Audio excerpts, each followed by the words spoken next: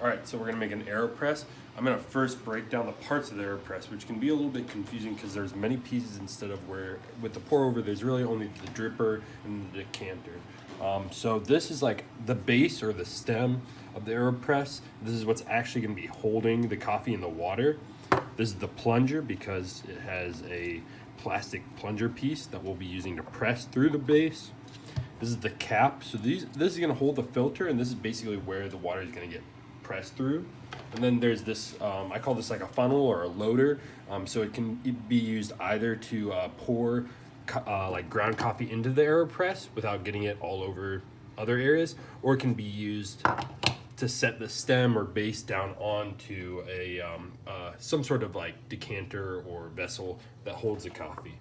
So my Aeropress method was meant to like brew really fast but really strong and good coffee.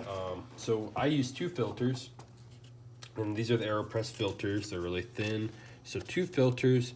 I'm gonna connect that to the stem.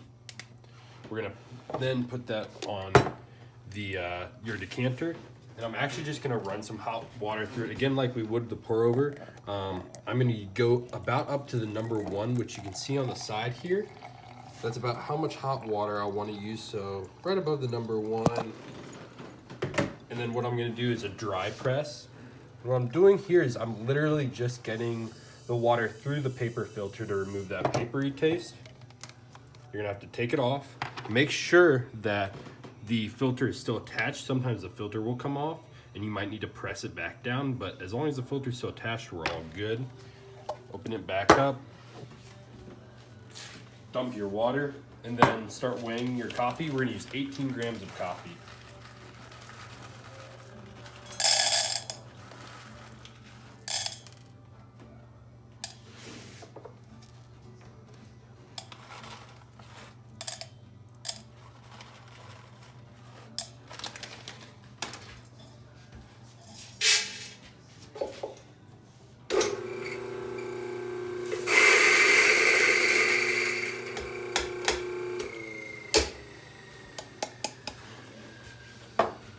We're gonna load the base back up. Set that on your scale. And again, as long as the Aeropress fits on your decanter, you have no problem. Otherwise, you're gonna need to use this tool, which just for our sake we'll use. Tear your scale, of course. Go to whatever setting has the timer and the weight. Make sure that you have 18 grams. And we're right at 18 grams. Even it out so that's nice and flat inside, just like you would a pour over. Water, we want right around 198 degrees. We're going a little bit lower in temperature because this is plastic. It's a good conductor for heat, whereas like ceramic needs a lot of time to heat up. And because we're going to be doing a lot of agitation and pressure, we can use a slightly lower temperature, but this is still going to fall in the SEA guideline range. So once water is heated, tear your scale, make sure you're starting at 0. Start your timer. Now this is a bit intensive, but pour in one spot in the center and just slowly rotate. And what we're trying to do is we're trying to hit all that coffee. And while I am weighing this, another way to look at this is by numbers, which again are on the side here of the Aeropress.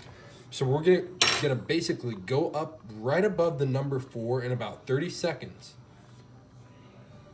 which ends up being about maybe 230, 240 grams of coffee, maybe a bit closer to 250. We're gonna go to 250. Take our spoon and we're stirring. We're gonna stir regularly until we hit 50 seconds. And we're just trying to agitate as much, make sure that all the coffee is coming into contact with the water and also just like causing higher extraction. So at 50 seconds, we're gonna stop. We're gonna add a little bit more water, go up to about 280 grams, which again will be a little bit above the number 4. At 280 grams, stop pouring. Now this is important. Take the Aeropress off of your scale. You don't want to press down on the scale, break your scale. Insert the Aeropress plunger at the top evenly and start pressing down. Just evenly, firmly. And it will take a little bit of muscle, but don't be afraid. And you're gonna press completely until you see all the coffee has left the Aeropress vessel. You should hear a hissing noise. That means you finished. Take that off, flip upside down so it doesn't drip all over the place. And of course, again, like the V60, we're always gonna stir it just to make sure that everything got mixed up. Of course, heat up your whatever you'll be pouring this into, whether it's a mug, it's a cup of some sort, and you're ready to drink. Total brew time should be no more than 1 minute and 40 seconds.